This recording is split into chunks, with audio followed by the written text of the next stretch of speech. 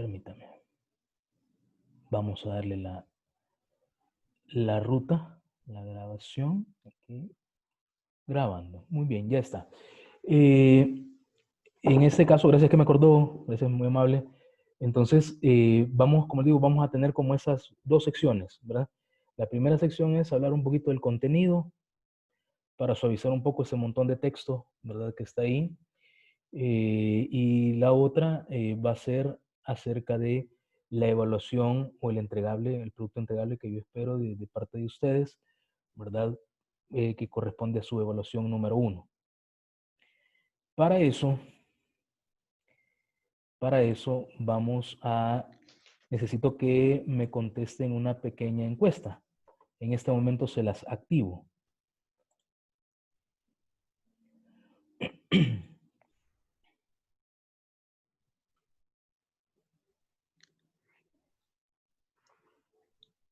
Una encuesta muy sencilla, creo que ya les está apareciendo, ¿verdad? Sí, ya se visualiza. Sí, son 3 preguntas muy sencillas, ¿verdad? Nada más de sondeo.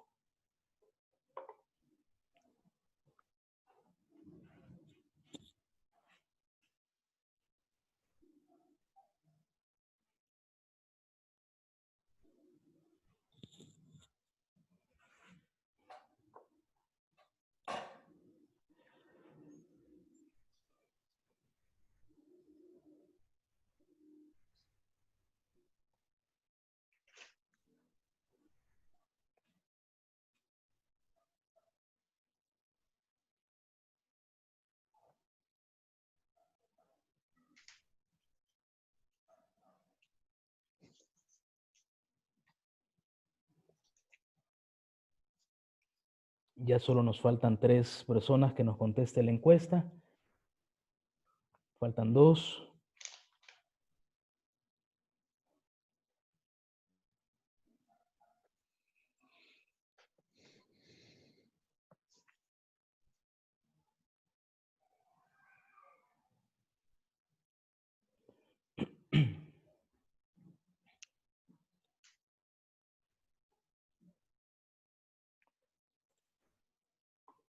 En este momento está entrando una persona más, así que va a subir el porcentaje de encuestados, ¿verdad?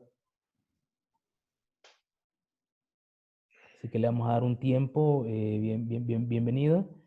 Estamos en un proceso de encuesta, nada más para el sondeo, para medir el pulso de cómo vamos en la primera semana, ¿verdad? De actividades. Estamos ya pateando el día jueves. Bueno, terminando de patear el día jueves y, y a breves horas de empezar el día viernes, ¿verdad? Entonces es necesario ver cómo vamos con el cumplimiento de las actividades y esto pues no genera ninguna ponderación, además solo es para conocer cómo es que vamos. Me faltan todavía 2 personas que contesten la encuesta ya para poder cerrarla. Llevamos 2 minutos de encuesta, 2 minutos 28, perdón, y voy a dejar unos 30 segundos más para que puedan contestar y luego finalizo la votación. Eso me va a servir de parámetro para ver cómo estamos en nuestra actividad.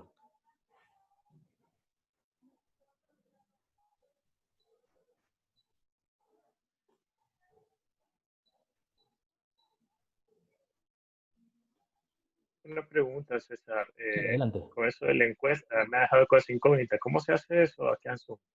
Disculpe, ¿verdad? Eh, No sé si. Perdón, ¿quién me consulta? No vi.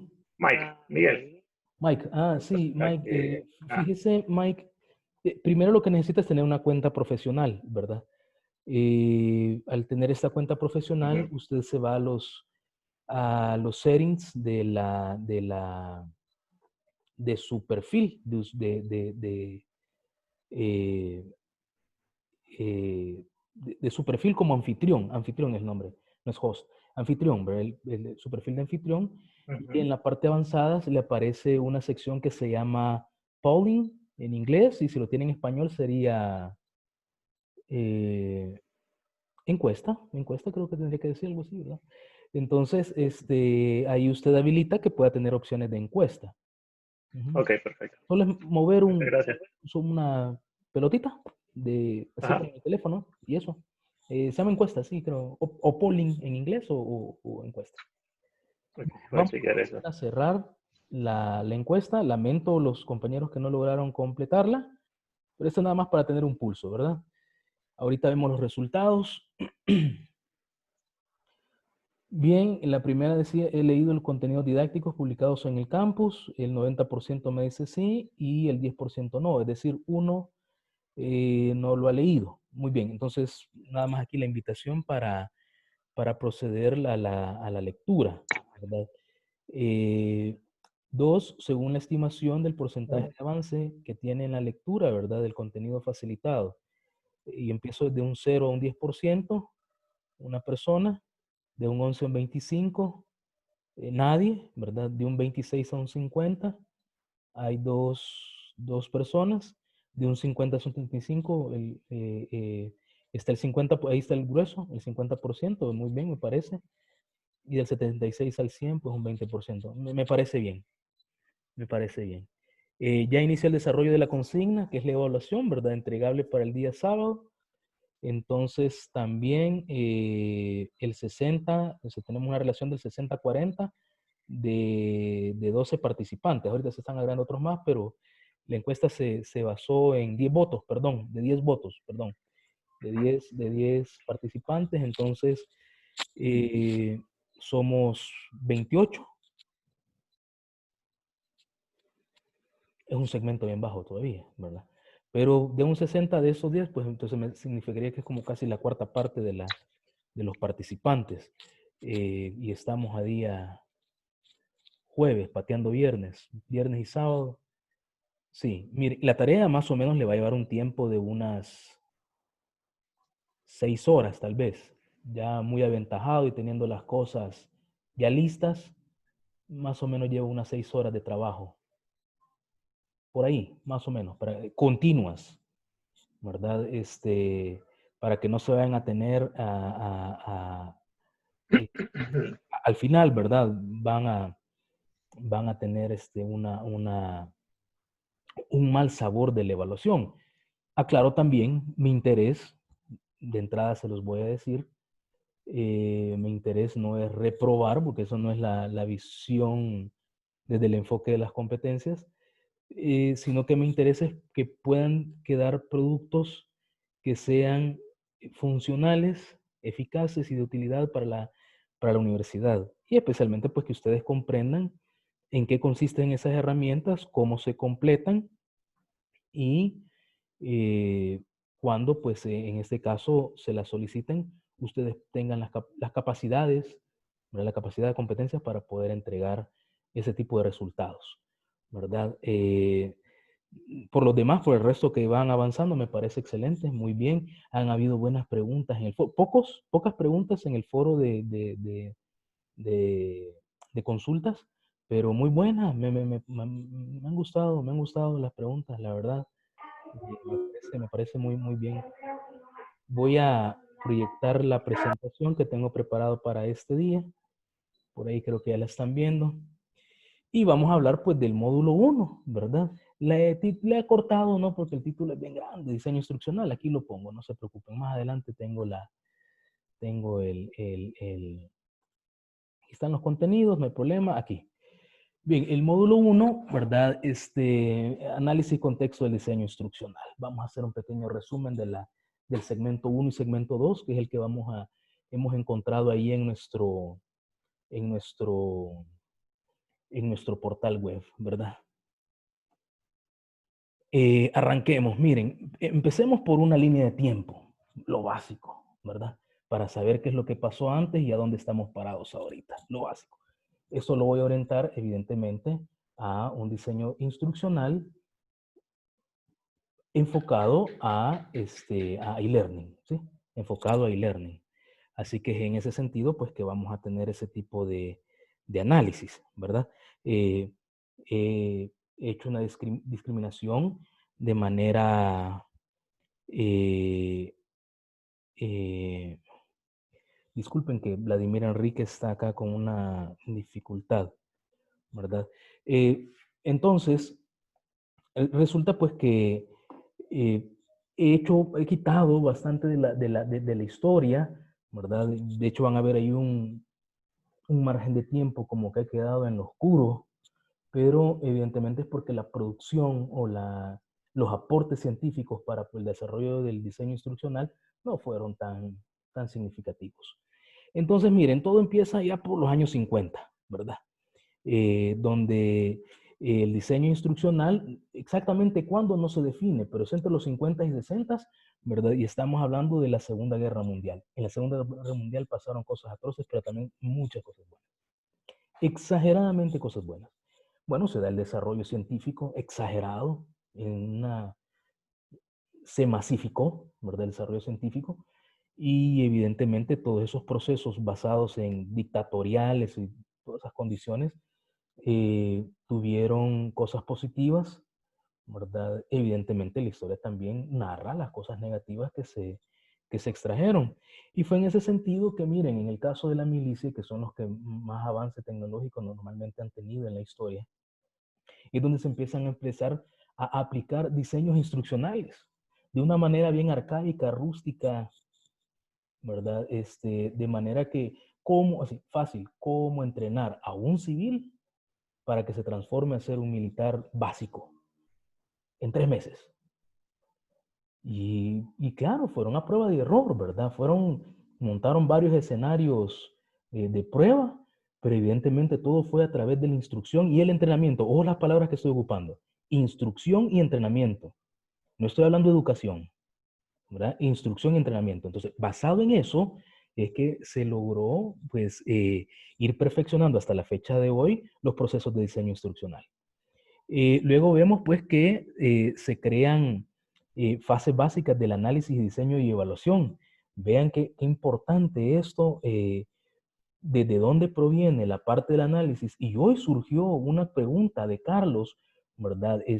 Respecto desde el proceso del análisis en el modelo ADI y cómo este se vincula a la estructura organizacional, no de la institución, sino organizacional de las funciones para establecer un currículum, en ese caso, vinculado a una carrera, sí, puede ser una carrera cualquiera, ¿no? Puede ser de ingeniería, puede ser de medicina. Entonces, desde este punto, en los años 55, es que se logra definir los esquemas de análisis, diseño y evaluación, los 3 campos principales que componen al diseño instruccional. Estos 3 campos los vamos a seguir viendo de aquí en adelante, ¿verdad? Por mucho tiempo. Luego viene Skinner, ¿verdad? Él introduce las lecciones cortas.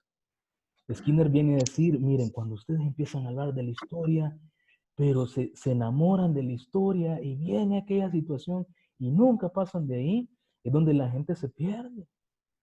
Necesita que le demos contenido, la esencia del contenido. No lo hacemos. O preguntas filosóficas basadas en mayéutica u otros elementos donde las personas pueden generar demasiado pensamiento abstracto y que no los hace llegar a una conclusión estricta desde el enfoque científico. Entonces él empezó a definir que hay formas distintas de cómo presentar los contenidos didácticos según la población objetivo, ¿verdad? Luego viene Robert Maher, ¿verdad? Él propone el modelo de diseño basado en objetivos. Sencillo, mire, este señor en sus pensamientos astrales, llamémoslo así, ¿verdad? Se va un tiempo al Tíbet y de lo que extrae de ahí fue que toda la gente que está ahí va tras un objetivo y hace la división entre meta y objetivo. Y ahí es donde dice, no, mire, todo proceso instruccional debe de tener objetivos claros para alcanzar. Y desde ahí, mire, desde los años 60 es que se define. Un objetivo está basado en un verbo de acción, en este caso, a quién va a estar aplicado, que es el objeto, y una condición para determinar que se alcanza. Esos 3 elementos componen básicamente un objetivo. Yo sé, hay objetivos finales, hay objetivos generales, objetivos específicos, yo lo sé.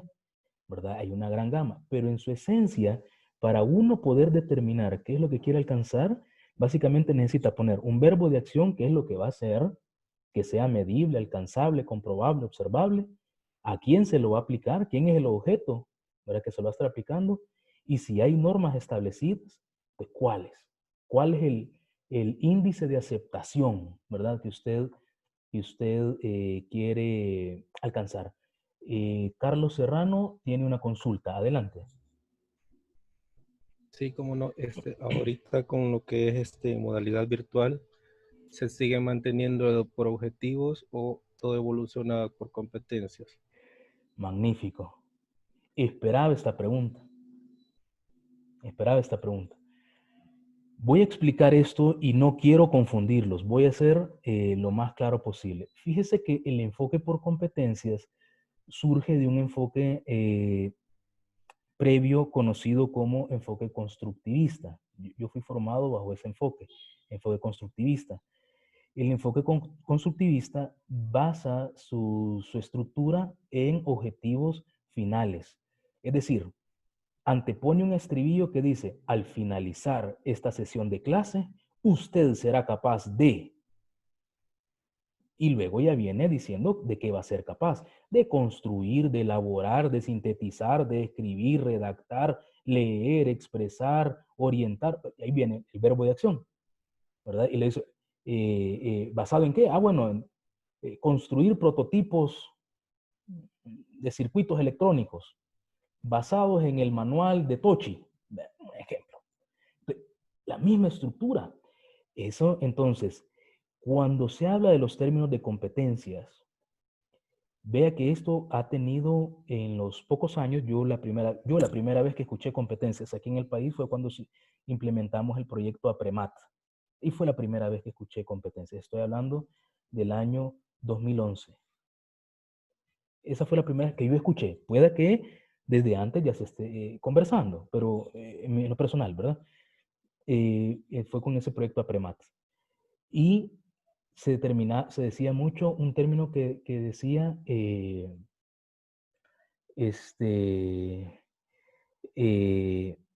no decía el enfoque academicista, sino que decía como un enfoque clásico. Hay un término que se me ha olvidado que hace referencia como al método como común que se utilizaba para dar clases antes, ¿no?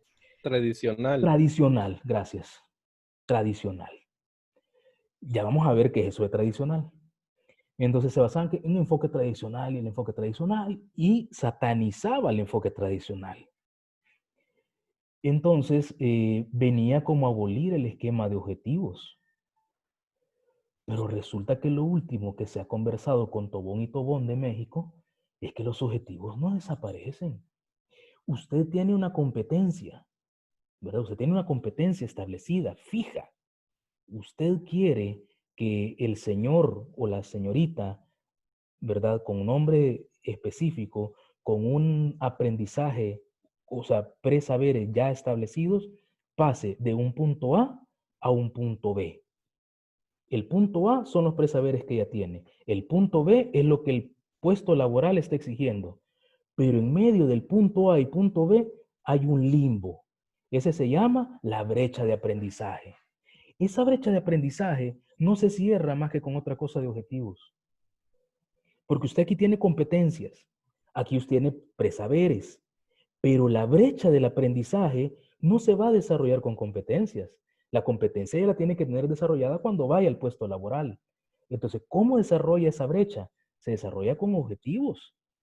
Ahí es donde los objetivos cumplen una función que acompañan para alcanzar una competencia específica. Esto se conoce a nivel de competencias, se conoce como objetivos intermedios, que luego se convierten en puntos de enseñanza. Si son prácticas, según el verbo basado en la taxonomía de Bloom, si el verbo dice, por ejemplo, sintetizar, construir, fabricar, entonces estamos hablando que se van a ir a laboratorios, a prácticas, ¿verdad? Se está hablando en identificar, reconocer, explicar, diagramar. Estamos hablando que se van a hacer sesiones teóricas basadas en un salón de clases. ¿verdad? Entonces, ya sea virtual o presencial. Entonces, por ahí es donde ve ese esquema. Los objetivos siempre han existido y van a seguir existiendo, ¿verdad? Y para más o menos contestarle a Carlos Serrano, pero, Claudia Suárez ha levantado la mano. Vamos, Claudia, tiene una consulta.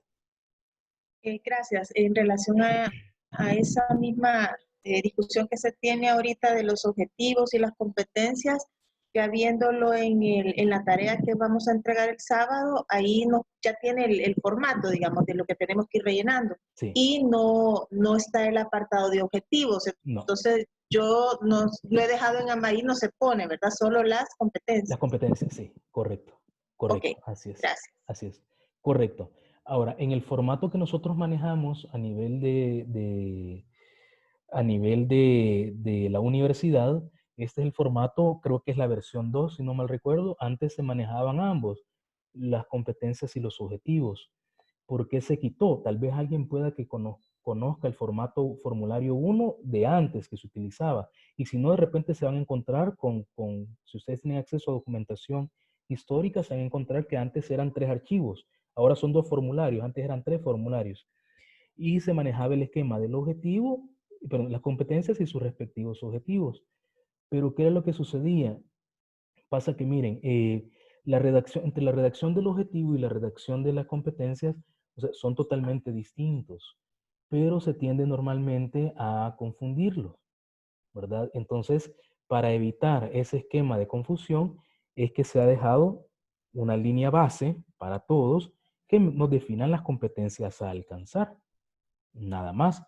E inclusive la universidad ha adoptado, y está en su manual, y eso es lo interesante, ha adoptado una forma estructural de las competencias. Las competencias tienen un estándar, que es verbo de acción, objeto de aplicación y normativa. Esa es la estructura básica de una competencia. Sin embargo, en la universidad se ha determinado agregar 2 elementos más, 2 o 1, no me recuerdo, tendría que verlo, para la redacción de la competencia, ¿verdad? De manera que deje todavía más claro qué es lo que se pretende desarrollar, o sea, aquí, en el joven, ¿verdad? Que sería lo que el puesto laboral requiere, ¿verdad? Para poder realizar sus funciones. Evidentemente, todo lo que va a transitar para llegar a este punto B, ¿verdad? Son los puntos de enseñanza que vamos a utilizar, que parten de esos objetivos intermedios que en algunos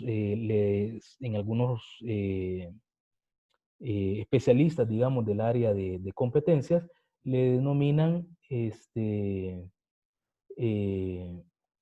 le denominan tareas, subtareas, elementos, mire que este Alzheimer está tremendo, se me olvida, elementos, ya vamos a ver, elementos y algo, por ahí se denomina. ¿Perdón? Elementos de competencia. Elementos de competencia. Gracias. Elementos de competencia. Y cuando analizamos la redacción, nada más cambian de un verbo infinitivo o un verbo conjugado.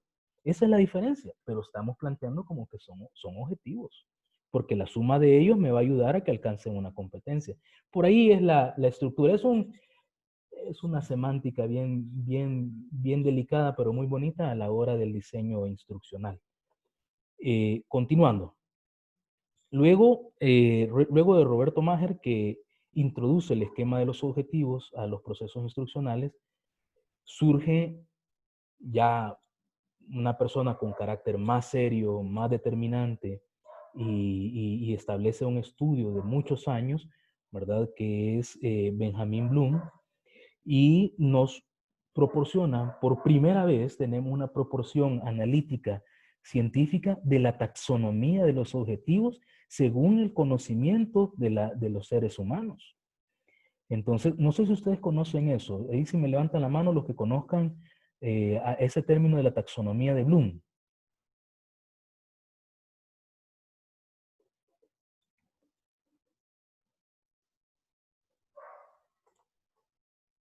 Ok. Vladimir levantó la mano. Perfecto, Vladimir. Muy bien. Ya, muy pocos. Permítanme. Taxonomía de Bloom.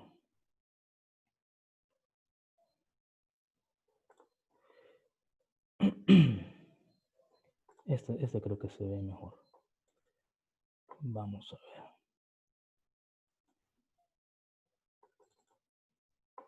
Voy a cambiar aquí lo que estoy compartiendo y voy a mostrar mi...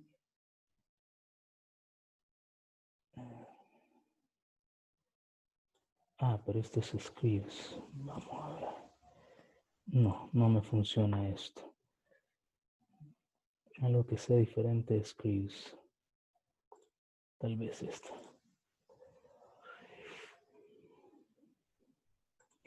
La taxonomía de Bloom evidentemente se basa en la estructura de verbos que anteriormente había hecho Maher, ¿verdad? Con el esquema de los verbos y la importancia de los mismos en los procesos de aprendizaje. Y viene este señor Bloom con un equipo de trabajo, no fue él solo, claro, se le acredita a él por ser líder en este proceso, pero realmente fue un equipo de trabajo. Y luego lo retoma su hijo, este proyecto, y entonces él empieza a definir los niveles cognitivos, donde el nivel más bajo es el conocimiento. Por eso creo que han de haber escuchado ustedes que cuando vamos a establecer un verbo de acción, nunca se utiliza conocer, porque es tan amplio el conocer que no se puede medir. Por más que usted quiera hacer un instrumento de medición para poder medir el conocimiento de alguien, no se puede, ¿verdad? Entonces le va a quedar siempre un instrumento muy ambiguo. Entonces dice que el nivel más bajo del esquema cognitivo de los seres humanos empieza con el conocimiento, luego va con la comprensión, luego va con lo que conoce y lo que comprende, lo aplica. Luego va con lo que conoce, comprende, aplica y establece análisis sobre eso. Luego lo puede sintetizar. Y por último, lo puede evaluar. Y entonces nos da unos ejemplos de verbos que podemos utilizar. Miren, por ejemplo, si usted quiere que en un estudiante desarrollar hasta cierto nivel nada más, usted ocupa verbos, por ejemplo, con que me anuncie algo, con que me haga un bosquejo, yo me conformo, con que me haga citas bibliográficas, yo me quedo consciente de que él ya conoce, que pueda contarme o relatar, que pueda copiar información, que pueda definir, que pueda deletrear, que pueda decir, que pueda encontrar, que pueda hacer una lista, que pueda escribir algo, etiquetarlo, ¿verdad? Hacer una lista, identificar, indicar, leer, listar, localizar. Todo eso está vinculado nada más al conocimiento. Entonces, cuando nosotros ponemos verbos de acción en nuestros objetivos o competencias que están listadas en esta columna, no esperemos desarrollar en ellos algo más lejos que conocimiento. Y que el conocimiento está vinculado estrictamente a la memorización. Luego viene la comprensión. La comprensión es que ya permite clasificar, o sea, discrimina uno de otro. Hace comparativas. ¿Cuál es mejor? ¿Qué este no es mejor? Puede transformar las cosas, mire, convierte, traduce, traslada. Puede citarle algunos ejemplos, mire. Puede describir, puede discutir de algún teorema, puede distinguir entre una cosa y otra, identificar, puede ilustrarlo, a elaborar un dibujito que me deje más claro, hacerme una infografía o un diagrama que me pueda explicar un procedimiento, por ejemplo, ¿verdad? O un flujograma. Puede informarle a otra persona, puede ordenar, ordenar no de dar órdenes, sino ordenar de agarrar un conjunto de objetos y ponerlo 1, 2, 3, 4, o sea, darle un ordenamiento, ¿verdad? Puede revisar, puede traducir, puede resumir. Luego va la aplicación, ¿verdad? Donde ya establece, mire, cálculos. Ya entonces aquí podemos meter ya los elementos aritméticos, ¿verdad? Ya no solo quiero que recuerde una fórmula, sino que pueda seleccionar qué fórmula es la recomendada para aplicar y establecer esos cambios. Puede cambiar, codificar, comprobar, ¿verdad? Computar, ¿verdad? Contrastar, construir, convertir, bueno, etcétera. Y En el análisis ya es un nivel más alto, es donde ya puede sentarse y empezar a verificar e inclusive encontrar puntos de inflexión en por qué salieron bien o por qué salieron mal las cosas. Puede hacer análisis estadísticos, ¿verdad? Puede hacer, si se fija que clasificar ya antes había salido, solamente que es una clasificación en un nivel diferente, es decir, ya lleva un análisis incorporado en esa clasificación. Puede cuestionar, puede criticar, descubrir, ¿verdad? Desmenuzar una información, dibujar, diagramar, pero aquí el dibujo no es como el que se comentaba antes. Aquí el dibujo lleva una dimensión más alta, ¿verdad? Y asimismo, sintetizar, esto es un arte. Sintetizar es un arte, ¿verdad? Hacer adaptaciones, arreglar, cambiar, coleccionar cosas, combinar, compilar, componer, construir, ¿verdad? Crear, deducir. Y el nivel más alto es evaluar lo hecho, ¿verdad? Lo realizado. Entonces, partiendo de esto, que es lo que Benjamin Bloom nos facilitaba, ¿verdad? Compartiendo esa estructura, es donde nosotros podemos determinar que después de el aparecimiento de los objetivos y estos ser involucrados en los procesos de enseñanza, es donde permiten a los científicos hacer un desarrollo más amplio y darnos ya herramientas útiles desde la palabra, desde lo que vamos a escribir, ¿verdad? Luego tenemos a Robert Gagné, un tipo muy polifacético y metido en la parte de la instrucción. Él crea los 9 eventos de la instrucción. No voy a hablar ahorita de ellos porque la siguiente lámina trata de eso. Los 9 eventos de la instrucción. Y ojo el término importante, instrucción, ¿verdad? Y no es peyorativo el término, ojo, porque ya antes me lo han comentado, ¿no? Que instrucción se le dan a los animales, o entrenamiento se le dan a los animales o personas que quieren mejorar su condición física, ¿verdad? Van donde un entrenador, un coach, ¿verdad? No, aquí el término instrucción es clave y es aplicado a los procesos de enseñanza-aprendizaje. Luego en los 80, pues nace e-learning, si se fijan, por eso del 65 al 80 he dejado un vacío porque las aportaciones fueron bien poquitas, ¿verdad? No fue tan grande, ¿verdad? Pero quizás lo que surgió acá, que más adelante lo tomo, es la parte de las inteligencias múltiples, ¿verdad? Eso sí es importante, ¿verdad? Todas las inteligencias múltiples que se desarrollaron a nivel psicológico y que eso ha servido para, a través del psicoanálisis, ¿verdad?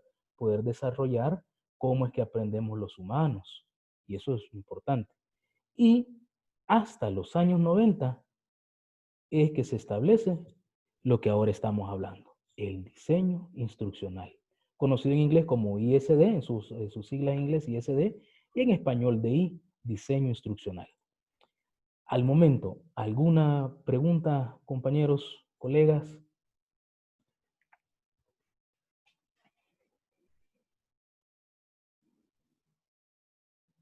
Muy bien, continuemos.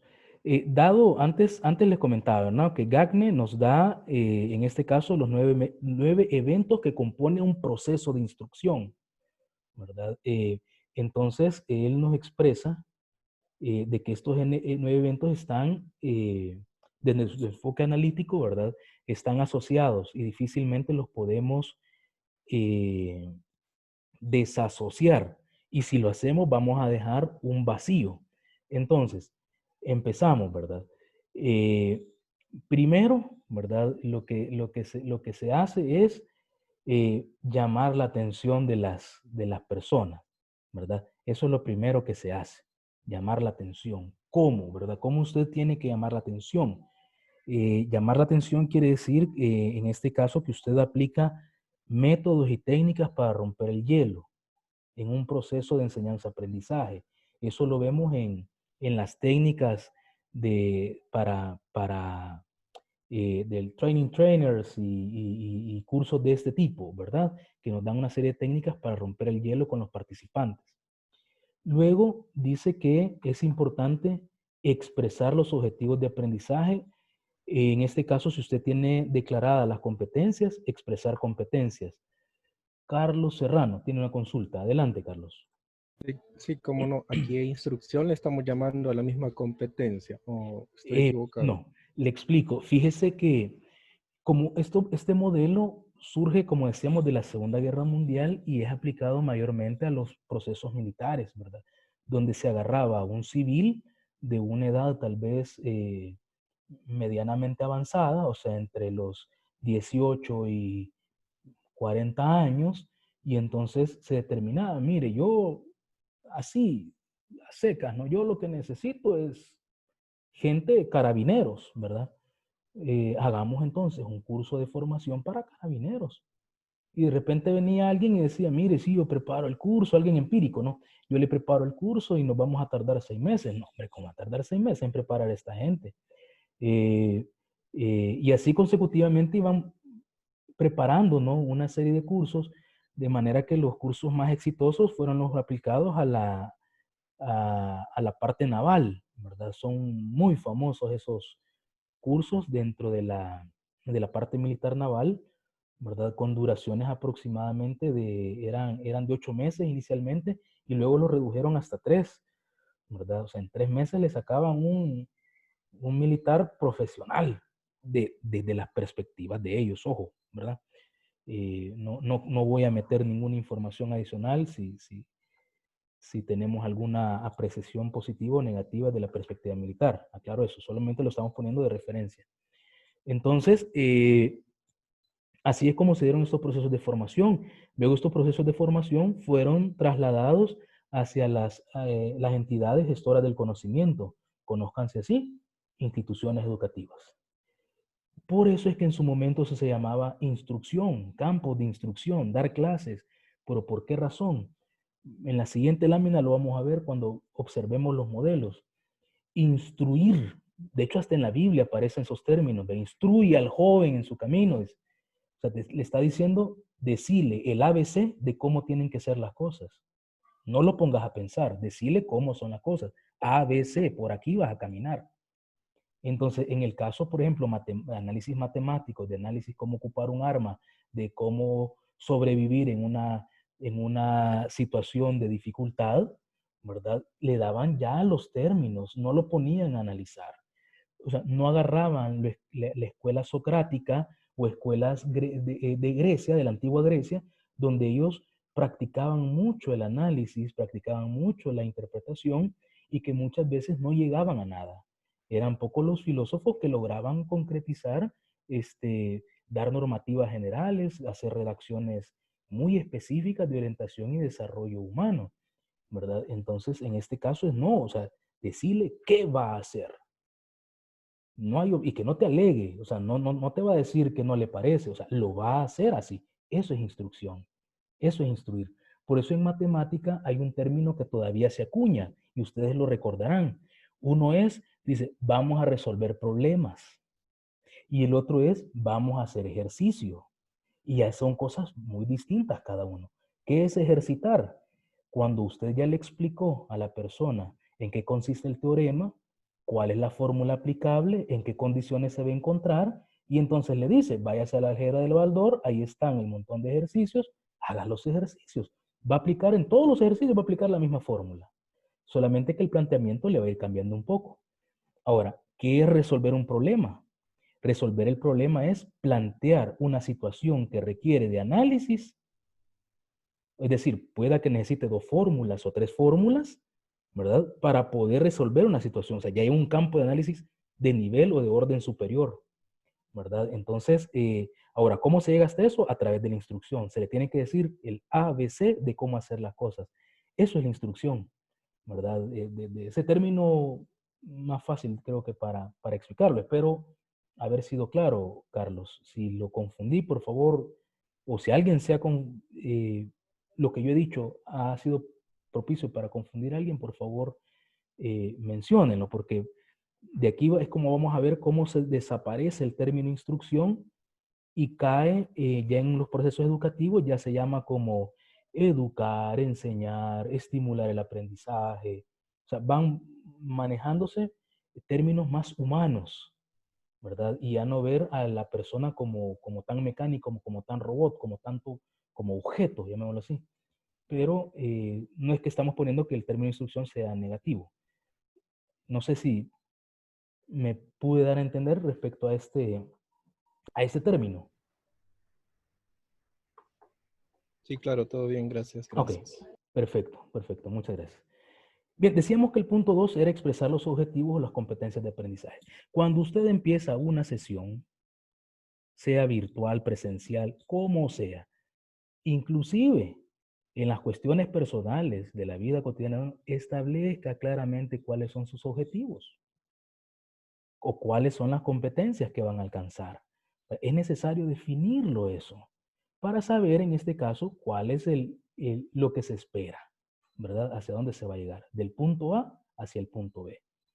Luego dice estimular los conocimientos previos. Esto viene del término presaber.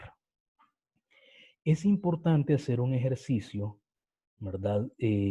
Mental con las personas, porque todos nosotros, todos, exceptuando los alumnos, estamos hablando de los niños, ¿verdad? Que entran a un proceso de instrucción inicial o educación inicial, pero todos traemos ya conocimientos.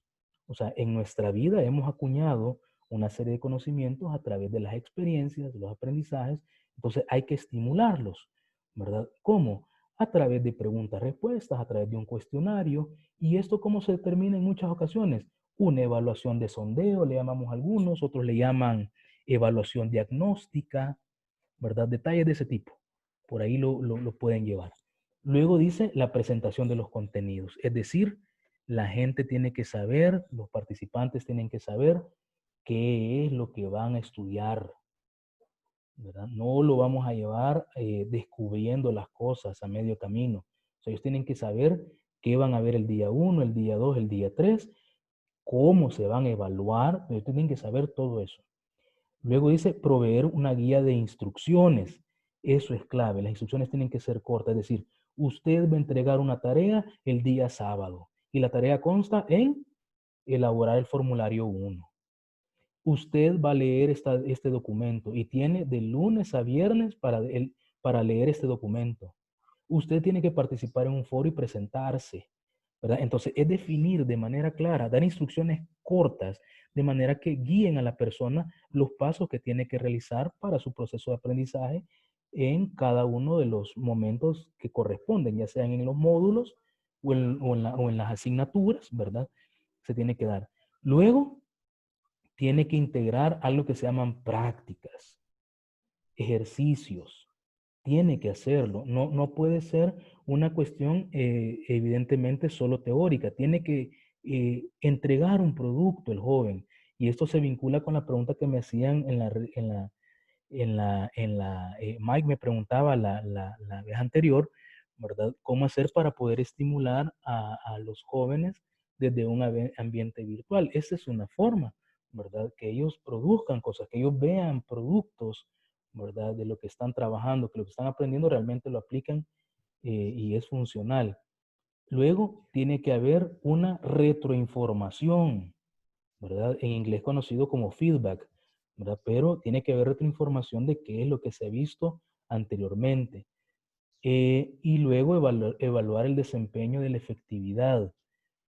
Es decir, perdón, lo divido. Evaluar el desempeño y evaluar la efectividad del curso. Ya voy a regresar a este punto, evaluar la efectividad del curso. Aquí, a este punto, ya voy a regresar. ¿Sí? Ya le vamos a dar un ratito. Y luego dice reforzar lo aprendido. ¿Para qué? Con el objetivo de poder llevarlo a la práctica.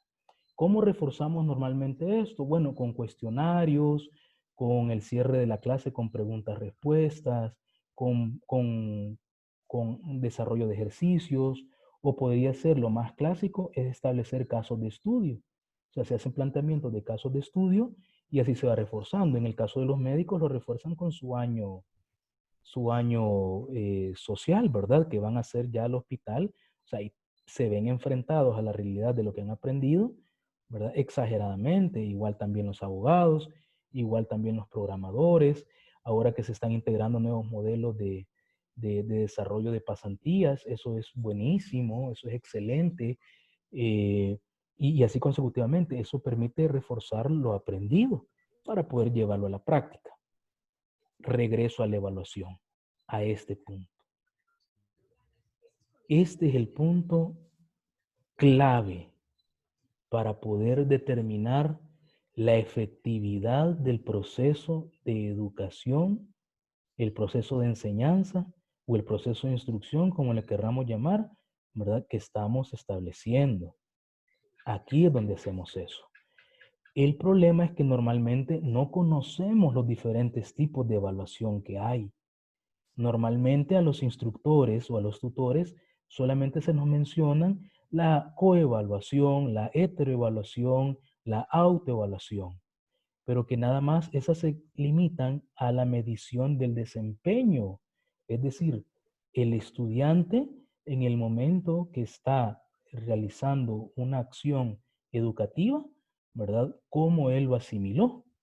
Eso es lo que estamos hablando de la evaluación del desempeño. Y la evaluación de la efectividad del curso, del curso o de la materia, ¿verdad? Estamos diciendo que es cuando se terminó la materia, ¿verdad? O el curso como tal, entonces ellos evalúan qué le pareció el docente, qué le pareció el instructor, el facilitador, ¿verdad? Qué le parecieron los módulos, qué le parecieron las evaluaciones, y entonces están diciendo cómo les pareció el comportamiento y desarrollo de ese evento de capacitación o de esa materia específica. Eso es todo lo que se está midiendo. Pero según Kirkpatrick, son 5 niveles de la evaluación. Y esos 5 niveles no los estamos incorporando en ninguno de nuestros procesos educativos, ni las universidades, ni la ley de establecida universidades establecida por la Asamblea Nacional, ¿verdad? Ni nada. Son 5 niveles, ¿verdad? De la evaluación, y que es clave pues que se conozcan. El primer nivel es qué dicen los participantes de eso que ha estudiado, del curso, de la materia, de la asignatura, el módulo, qué dicen. Esas son las famosas encuestas de satisfacción. ¿Qué nos dicen? ¿Qué no les gustó? ¿Qué sí le pareció? ¿Verdad? No aquel tema de que muy yuca el profesor, ¿verdad? Muy extenso. No. Pues hay que hacer instrumentos que valgan. Ese es el primer nivel de evaluación. El segundo nivel de evaluación son los aprendizajes. ¿Qué tanto aprendió la persona en ese proceso de formación? Ese es el segundo nivel. El tercer nivel, ¿verdad? Es qué dicen las personas del puesto laboral, ¿verdad? Respecto a las competencias que adquirió, ¿verdad? Ese profesional o esa persona que se formó. ¿Qué dice el empleador? Ese es el tercer nivel, ¿verdad? Algunos le llaman a esto evaluación post capacitación, post formación, post instrucción. Ese es el tercero. El cuarto nivel es qué dicen los compañeros que ayudaron a aquel, porque hay que haber una transferencia de conocimientos, los compañeros que ayudaron y los jefes que ayudaron a aquel de que llegó con unas competencias laborales, pero para el puesto laboral habían como ciertos acondicionamientos que habían que desarrollar. Entonces ahí se da una transferencia que se logra a través de los procesos de inducción. Entonces ahí va otro nivel, ahí va otra evaluación.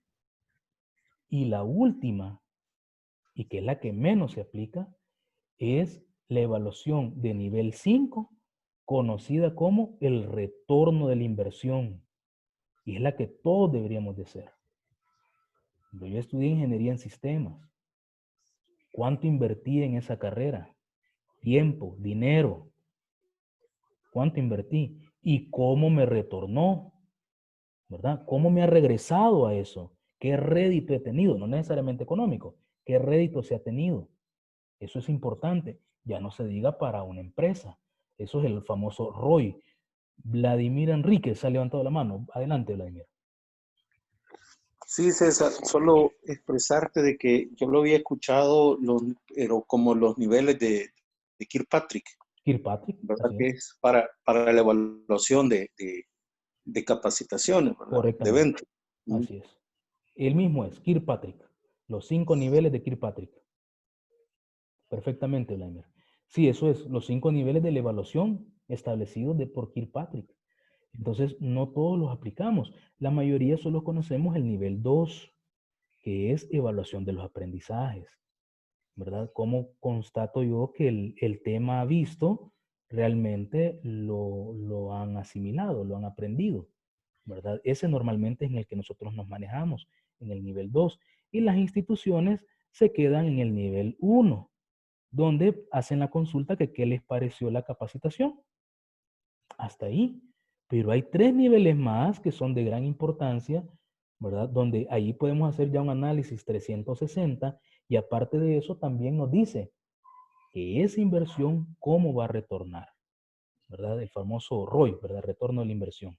Entonces, esta es los 9 eventos que se definieron, ¿verdad? Para los procesos instruccionales o procesos de capacitación. Vamos a ver este video, muy corto. Para quienes no estén muy familiarizados con el término modelo pedagógico, un modelo pedagógico es una estructura educativa creada por expertos, teniendo claridad en los parámetros meta, desarrollo, contenidos, métodos y las funciones del maestro y del estudiante, consignados en el modelo que se plantea. Existen discordancias en el mar de información disponible, pero los principales y más significativos son los siguientes. El modelo tradicional, situado en el siglo XVII, tiene como meta la formación del carácter de los estudiantes. Perdón, es que le estaba subiendo volumen, perdón. Estaba aquí. Me van a disculpar. Aquí. Los modelos, parámetros meta, desarrollo, contenidos, métodos y las funciones del maestro y del estudiante, consignados en el modelo que se plantea. Existen discordancias en el mar de información disponible, pero los principales y más significativos son los siguientes. El modelo tradicional, situado en el siglo XVII, tiene como meta la formación del carácter de los estudiantes, moldeándolos a través de la voluntad, el rigor y la disciplina hacia el ideal humanista y ético. Se desarrolla disciplinando el desarrollo de las cualidades innatas. Contiene disciplinas clásicas y trata acerca de las facultades del alma. La relación entre el maestro y el alumno es vertical, o sea que hay alguien arriba y alguien abajo, en donde el maestro es la suprema autoridad absoluta. El método es academicista, verbalista, transmisionista. Esto quiere decir que es desarrollado bajo un régimen de disciplinas, en el que los alumnos son los receptores y aprenden a través de la imitación, el buen ejemplo y la repetición, cuyo patrón principal es el maestro, por supuesto.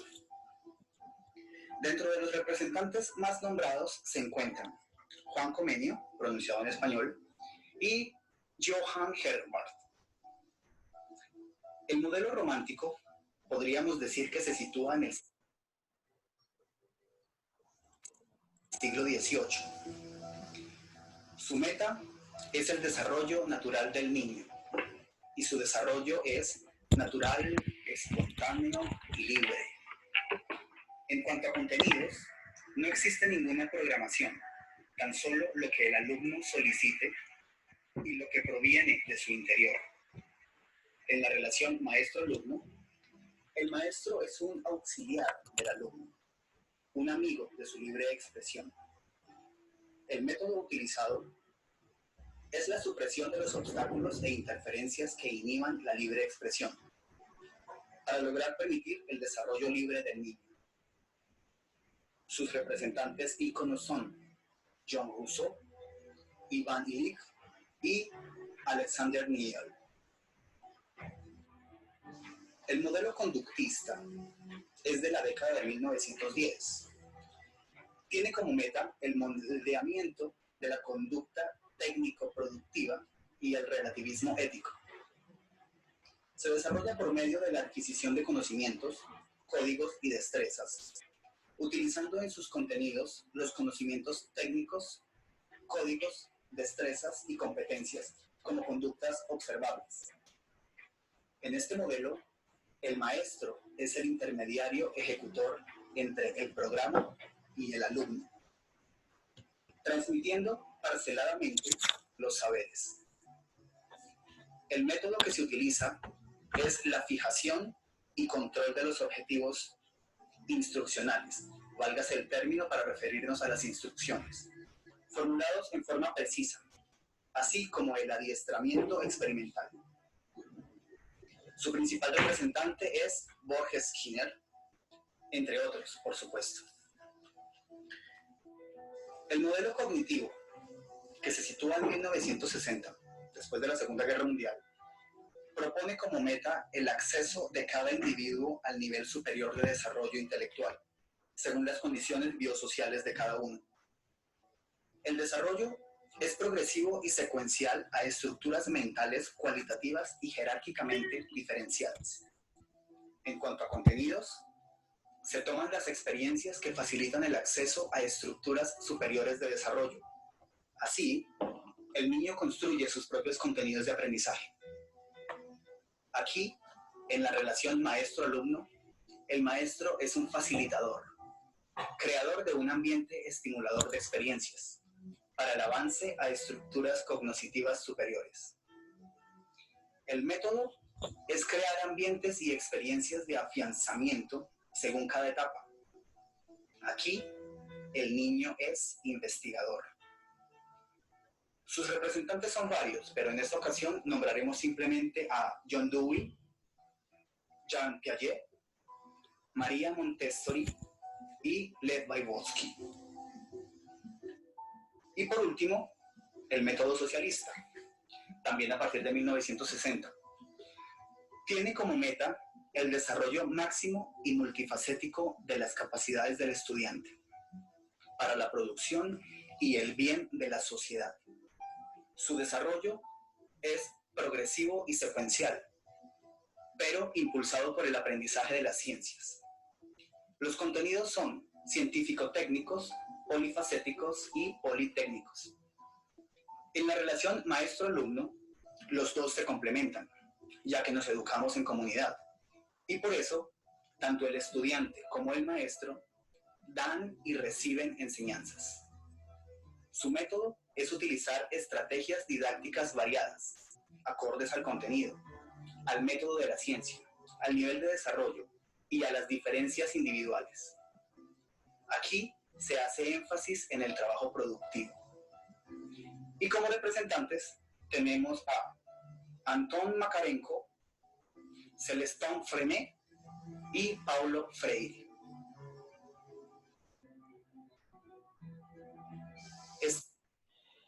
Muy bien. Retomando entonces, aquí tenemos un poquito de las condiciones históricas, ¿verdad? Respecto a cómo es que se ha venido desarrollando el diseño instruccional, ¿verdad? Y esto es clave, esto es importante, pues, para que ustedes puedan comprender cómo ha sido el desarrollo social.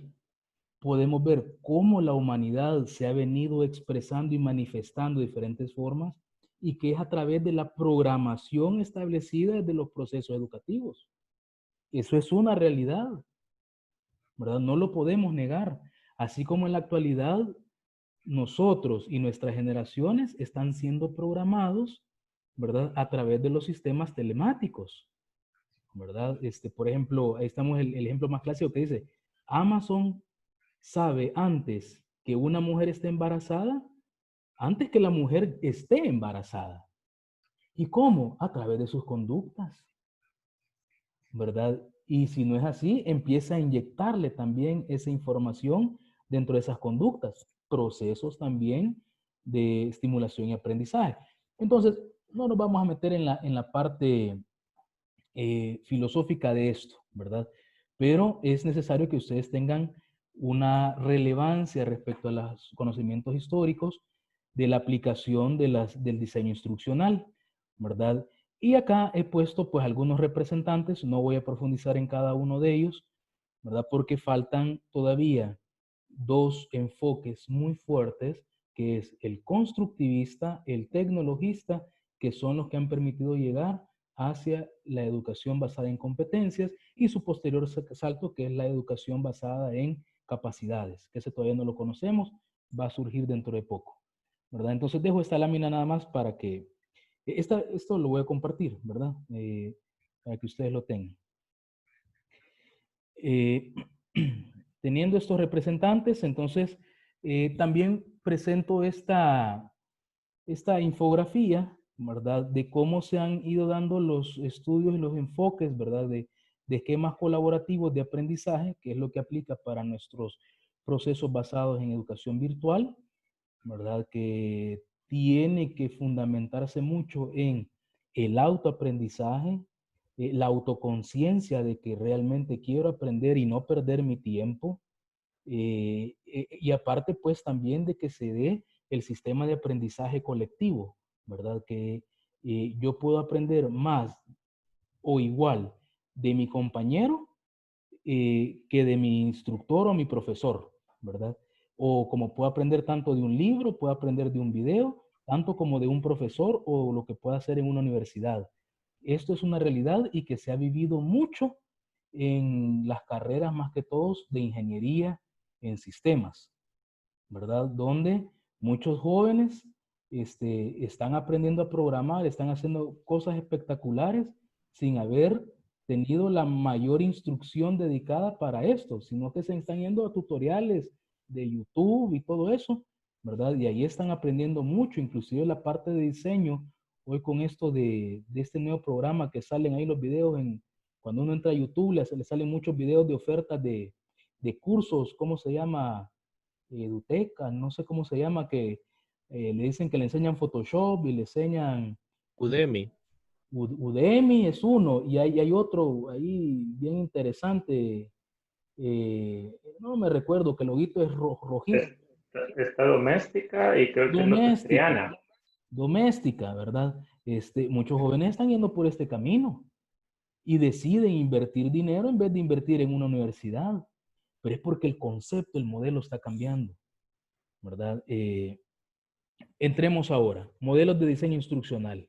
De todos esos modelos que vimos, de todos los que existen y han existido en la historia y que van a seguir existiendo, la universidad ha adoptado para el entorno virtual es el modelo ADIE.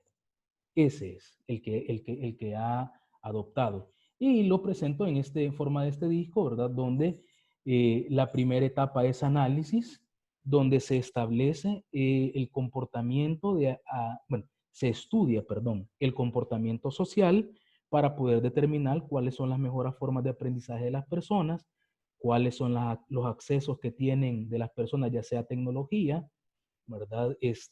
Y a partir de eso es de definir las mejores estrategias de aprendizaje, enseñanza-aprendizaje, perdón. Luego viene y se diseña ese evento de capacitación, formación, asignatura. Luego se desarrolla el contenido. Luego se implementa en una plataforma y evidentemente de último se evalúa la efectividad del curso en general. No solo se evalúa el aprendizaje de los estudiantes. Esto ya lo hemos mencionado y está ahí en su portal, ¿verdad? Entonces, ¿cómo conceptualizamos el diseño instruccional? Veámoslo acá. Para reducir esto, y como es una presentación que lo tenía para que ustedes lo tuvieran como de base, ¿verdad? El diseño instruccional básicamente parte, como decía, desde su proceso de análisis, y este es el que nos va a permitir elaborar un diseño. Ojo, y esto es clave, y en muchas instituciones se está perdiendo esto. Quien tiene la sartén por el mango es aquel que tiene la capacidad de diseñar. Usted puede tener un muy buen instructor, Instructor excelente, tutor excelente, buena vocalización, buena presentación física, muy atractivo, muy coherente con lo que habla, muy coherente con lo que enseña y dice, marca bien sus tiempos de aprendizaje, conduce bien a sus participantes, traslada esa información necesaria, motiva a los estudiantes a participar. O sea, 10, un tipo o una mujer, 10 para dar instrucción. Pero si esa instrucción no está respaldada de un buen diseño y un contenido, un estudiante con mediana capacidad de aprendizaje le va a botar todas las teorías que esté estableciendo. Porque ahorita, mientras nosotros estamos hablando, cualquiera tiene un celular en su mano y puede constatar si lo que se está hablando es real o no, o si ya está desfasado, ¿verdad? Si ya quedó obsoleto esa idea. Entonces, con eso usted puede tener un muy buen instructor, ¿verdad? Frente al participante. Pero lo importante, y esa es la línea que he llegado, y eso es lo que marca Adi, lo importante acá no es el instructor. Lo importante acá no es lo que el instructor le va a enseñar a los participantes o a los estudiantes. Lo importante aquí es las competencias a desarrollar. Y esas competencias a desarrollar deben de estar sustentadas en el material didáctico. Y ahí es donde nosotros tomamos ejemplos de documentos que han trascendido a través de la historia, no importa quiénes sean los voceros o los portavoces o los intérpretes, ¿verdad? El documento habla por sí mismo y tiene validez, una trayectoria por años y que se aplica en diferentes idiomas y lo mismo es, ¿verdad? Muchos documentos de este tipo, tanto científicos, religiosos, como muchos documentos de este tipo, ¿verdad? Entonces, ahí es donde prevalece el diseño instruccional por encima de las situaciones del el carisma o la buena capacidad de transmisión o qué tan elocuente puede ser un instructor. Porque evidentemente, si usted tiene un mal diseño y usted cambia de instructor, ese materia o ese curso evidentemente va a reflejar una no conformidad, si lo hablemos de la perspectiva del sistema de gestión de la calidad. Entonces, así es como nosotros contextualizamos el diseño instruccional. O sea, es válido, es coherente, se aplican los esquemas antes mencionados de análisis, de desarrollo, de diseño, que ese es el fuerte que se tiene. Y por eso es que yo insisto, las universidades son centros de gestión del conocimiento. Ahí es donde se produce, ahí es donde se concentra. Y todos deberíamos de ver a la universidad, ¿verdad? Como lo máximo, ¿verdad? Ya no verlo aislado. Guillermo, adelante, tiene una consulta. Sí, hola, buenas noches. Bueno, un comentario todo con lo que acabas de comentar en relación primero al tema de lo pedagógico